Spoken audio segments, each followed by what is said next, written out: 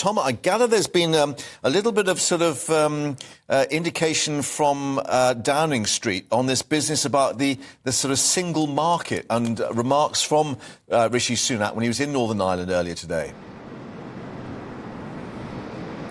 Yes, Rishi Sunak has been speaking to businesses in Northern Ireland today, talking about the access that Northern Ireland will have, both to the United Kingdom and to the EU single market. Now, there's been a lot of buzz online that somehow this is Rishi Sunak saying that single market membership is a very good thing. Downing Street firmly rebuffed that in our briefing this morning, saying that no, Rishi Sunak was talking, of course, about this almost dual regulatory regime where Northern Ireland is not only a member of the EU single market. It has this privileged access because there will be this almost dual regime operating in Northern Ireland where UK standards, different, diverging UK standards, can apply, and British sausages can end up on Northern Ireland shelves with no issue, but also EU regulated products can sit there happily travelling in to Northern Ireland without those checks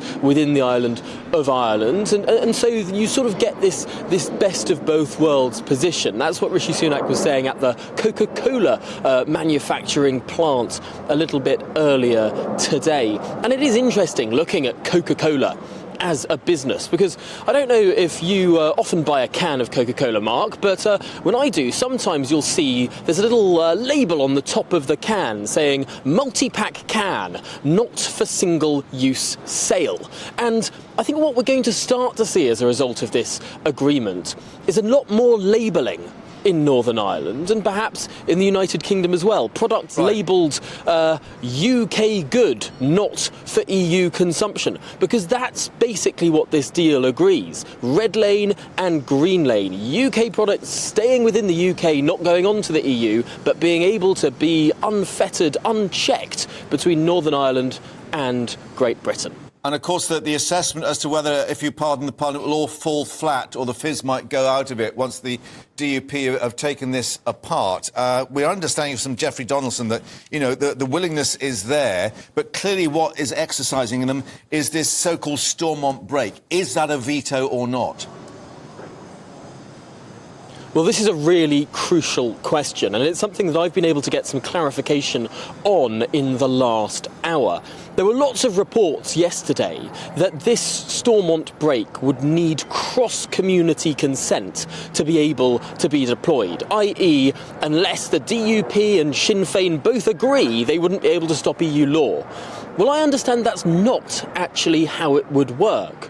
The way that this Stormont break would work is if there was new EU law coming in, being imposed on Northern Ireland, that people within Northern Ireland did not want, 30 members of the Legislative Assembly in Northern Ireland, 30 MLAs, that's 1/3 of the Assembly, from two parties, they would be able to put forward a petition of concern that would then disapply that law before it was there, and the UK government would have the final say on that. Now, there is nothing within that mechanism that means it has to be cross-party.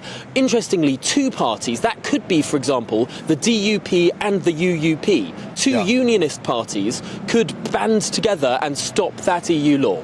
OK, very quickly, we haven't heard from the ERG, we haven't heard from Boris Johnson. What's going on behind the scenes? No, we haven't heard from Boris Johnson. Clearly, the ERG is compiling its group of its star chamber lawyers to pour through the legal text. The DUP also getting senior lawyers to look through that text. Boris Johnson has not issued a statement, has not followed that at all. I would be surprised if we heard anything from Boris Johnson, frankly.